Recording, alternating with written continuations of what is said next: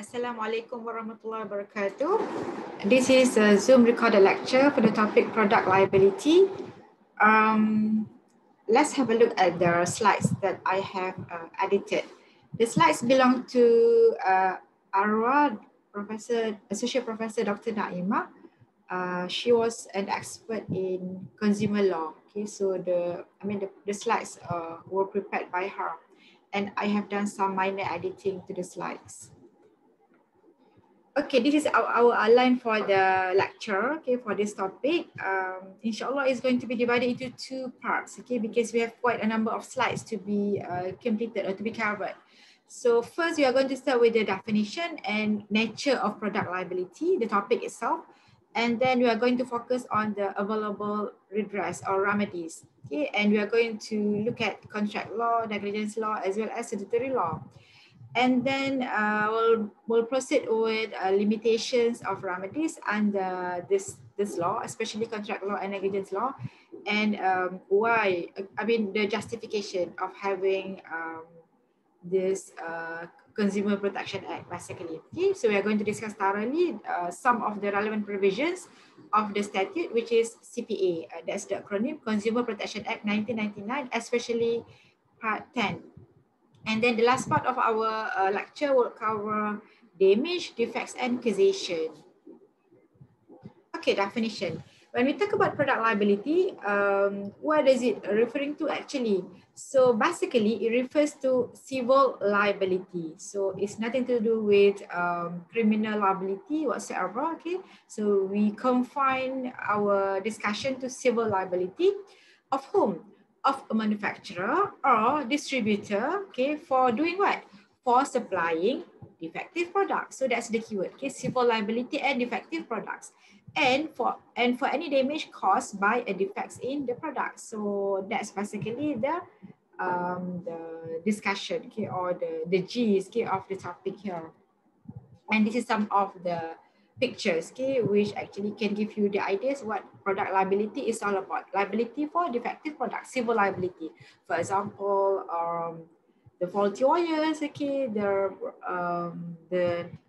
faulty or broken laptop, okay, which is on fire perhaps, okay, and then the faulty ladder, okay, and also chain, okay. The chain is not supposed to be broken, okay, but the moment it's broken, then it's considered as defective, okay. It doesn't serve the purpose. It might cause injury to the user, okay.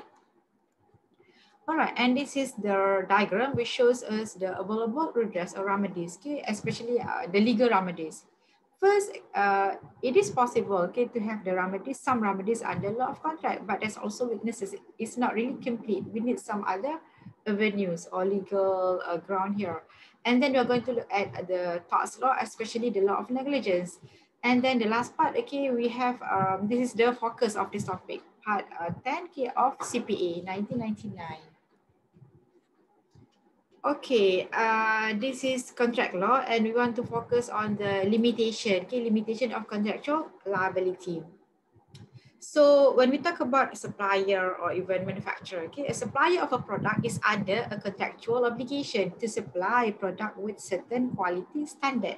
So usually, there must exist certain contracts, okay, between the supplier, okay, between the one who received the supply, okay, of the product. So what's the contractual obligation? So supplier is obliged, okay, to supply product which meets, okay, certain quality standard must be up to the standard. And because of that, because of this contractual obligation, legal obligation, so he can be sued for supplying defective product. But can he be sued all the time? Okay, does it cover all the situations? But so here, the major limitation of contract law is the doctrine of privity of contract. I think you are going to learn or you have learned, okay, this topic under contract law, part 1, okay? And what is all about? Okay, the under doctrine of privity, basically, essentially, it confines the remedy to the buyer and restrict the liability to the seller. So there's certain limitation. Okay, it involves certain people. Contract is made between specific person. Those who don't have contract, so actually basically cannot sue, okay, cannot sue or cannot be sued under this doctrine of privity. So it is actually summarized in this diagram. Okay, here, privity rule. So we have vertical privity as well as horizontal privity. So privity exists between manufacturer and importer, and later importer and wholesaler, and then seller and retailer and buyer. And most of the time, okay, privity is always between seller or retailer and buyer. And then as horizontal privity rule here, okay, there's provided there is contract, okay, is between buyer and family, or even by family and friend, or even bystander, okay. But the limitation of privity rule is that it only confines, okay, the legal position, okay, the right to sue is between seller, retailer, and buyer. For example, buyer cannot sue wholesaler because why? Because of the privity rule. Because buyer doesn't have contract with wholesaler. Okay, buyer, normal buyer, okay, doesn't buy direct from wholesaler, no contract basically. So that's basically privity rule. It confines, okay, the remedies, okay, which is available, the right to sue of each other here. And this is the case actually which revolve around the limitation, okay, rule of privity, which explain why we need some other laws, some other legal avenues or remedies. Okay, I'm sure where to. Okay, here. So what happened? Okay, this is the case. Daniels and so suing R, White and Sons Limited and Tarbert, 1938, reported in All England reports. Okay, so Mr. Daniels had purchased a bottle of lemonade from Mrs. Tarbert. So who was Mrs. Tarbert? She was the licensee of a public house. And then the bottle, okay, the lemonade contained a quantity of carbolic acid. So both of them, Mr. and Mrs. Daniel, husband and wife here, they become ill, okay, after drinking the lemonade. So as far as contract law is concerned, Mr. Daniel is the one who bought the lemonade. So he could sue Mrs. Tarbert for breach of contract under the rule of implied condition of merchantable quality, because it is, I mean, it doesn't fulfill, it doesn't meet the quality, the standard. Okay, lemonade shouldn't, shouldn't contain this carbolic acid, okay, which cause the illness, okay, after drinking. However, how about Mrs. Daniel? Because both of them became ill, okay, after drinking the lemonade. So Mrs. Daniel, under contract law, she could not sue Mrs. Tarbert, okay, because why? She's not a party to the contract. She's not the one who bought, okay. So the contract is between her husband and Mrs. Tarbert. So she was left basically with no avenue, with no legal remedy. Okay, and then actually Mrs. Tarbert said, no, it's not my fault. Okay, actually you have to sue. The fault is actually on the manufacturer. They are the one who supplied the laminate or to us, okay, to the public house here. So neither of them, neither Mrs. Daniel nor neither Mrs. Daniel nor Mr. Daniel could sue the manufacturer, okay, in contract, because they were not parties to the contract. No contract between them, okay, as the consumer, okay, as the buyer, with the manufacturer. Okay, there must, I mean, there could be contract between Mrs. Tarbert and manufacturer. So it creates problem here. Okay, it leads to injustice. Okay, that's basically the limitation under contract law. And can they sue under law of negligence? Okay, I think you have learned negligence, okay, thoroughly. So now we want to zoom into the pitfalls of negligence, the weakness, okay, limitation as well. And or there are other words that you can use which contains, I mean, which has similar meaning, synonymous meaning, is drawback. Okay, so the main drawback with negligence is the need to prove fault. I mean, especially under duty of care. Okay, so plaintiff, for example, Mr. and Mrs. Daniel just now, must establish that his damage, okay, their damage has resulted from a defect in the product and has been caused by the manufacturer failing in his duty to take reasonable care. I mean, there must be duty of care and also breach of duty of care, which is not easy to prove in all situations, especially in the modern world, okay, of complex and highly technical manufacturing processes. Okay, the honors, okay, the duty to prove negligence, actually it's not that straightforward. It's not that easy. Okay, it becomes very, very hard.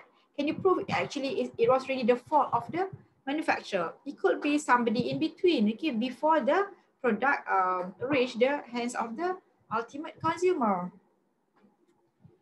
Okay, and I think this is the case of Donahue Stevenson. Okay, and this is the judgment, I mean the quotation by judgment, right? Part of the judgment by Lord Macmillan.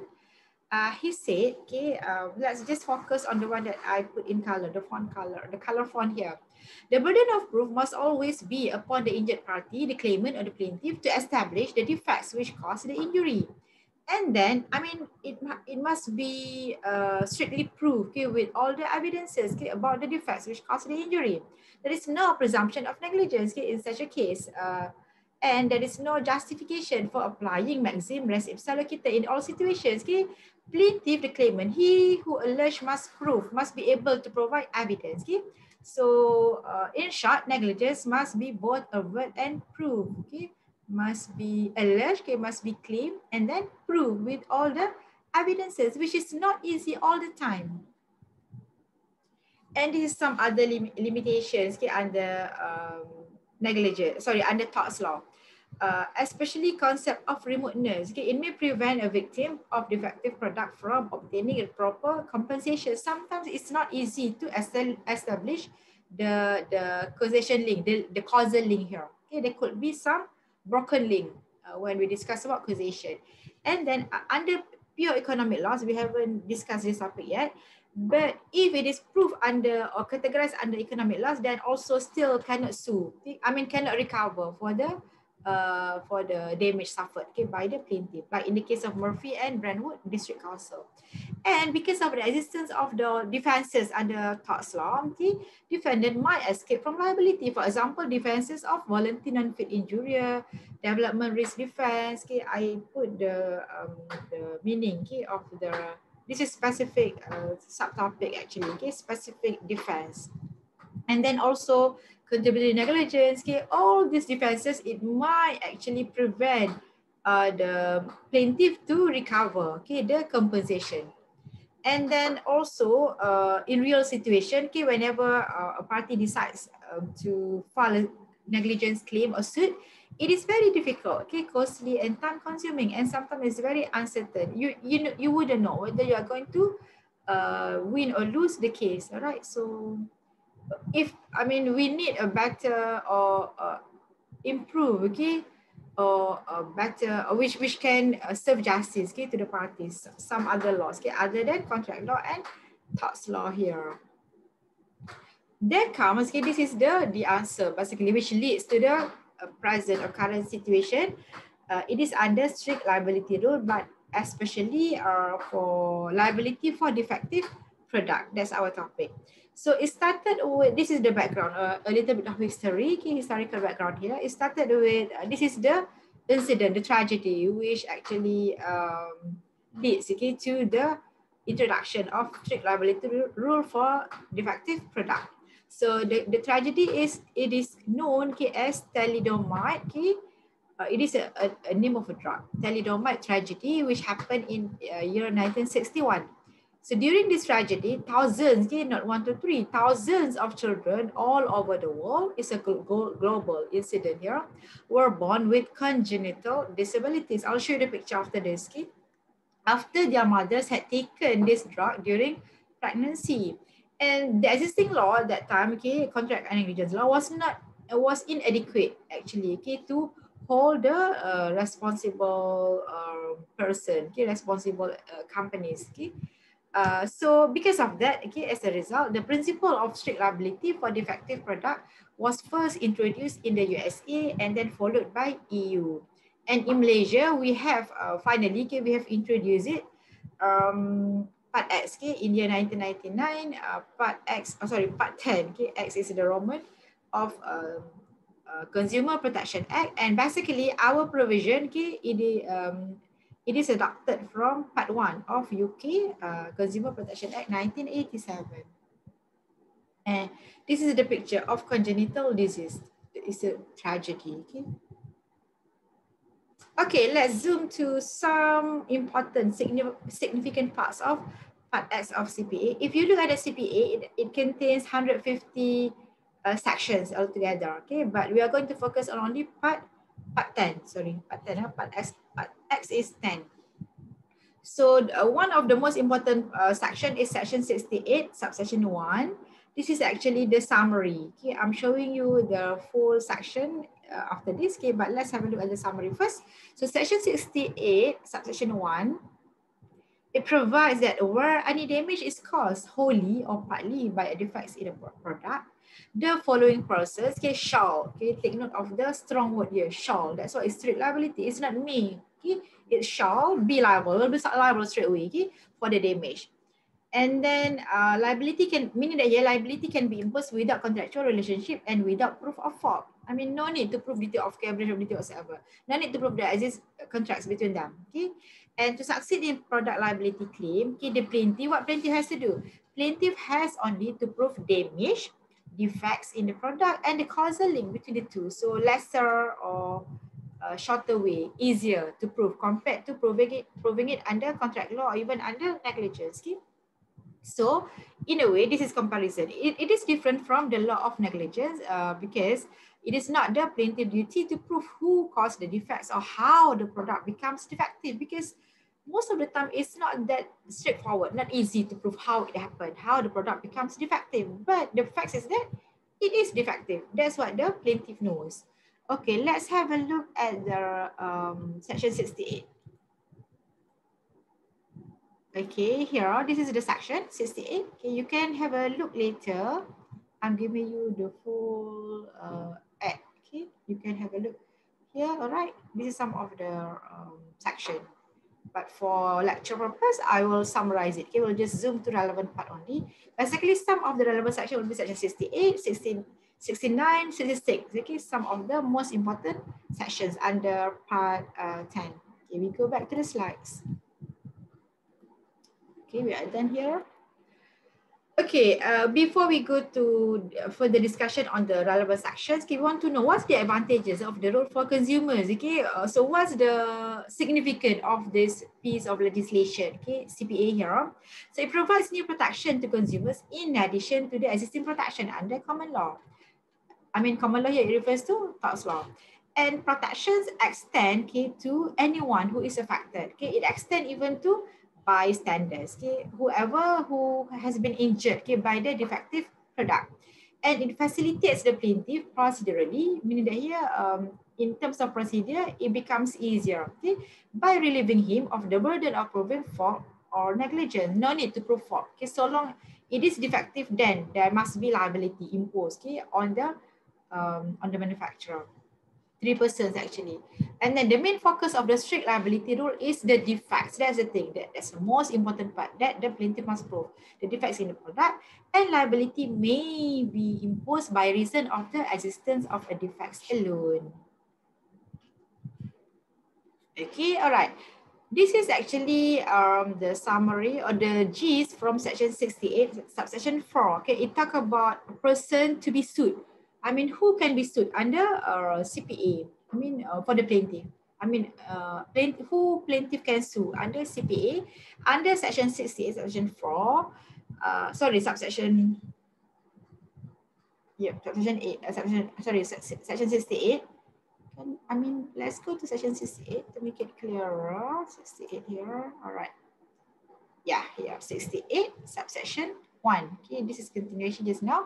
So you can see the word producer, okay, and then longer one here, person who putting his name in a product, okay, brander, I mean, own brander. You put your name as, I mean, it's your brand. And the third one, the importer, I think, okay. So it's taken from this section. And another one, I mean, taken from section 2. Okay, we go back to our slides. Okay, here. So there are 3 principal persons, 3 main persons, okay, who may be strictly liable. It's not only liable, okay, it's not normal liability, it's strict liability, strict liable under this act. The first one, like I showed from the provision just now, okay, producer of the act. And the second one, the long one, okay, the long provision, own brander. I mean, you own your own brand of your product, and also importer as well, the one who import the product into Malaysia, okay. And then how about supplier? Supplier also can be liable, but it's considered as secondary liability under section 68, section 4. You can read further what is meant by secondary liability imposed on supplier. Okay, I want to stop here. So the next slide will be covered in part 2 of this of the lecture for the topic product liability. Okay, I stop share. Okay, that's all. We'll see you. We'll continue in part 2, okay, for the topic. Assalamualaikum warahmatullahi wabarakatuh.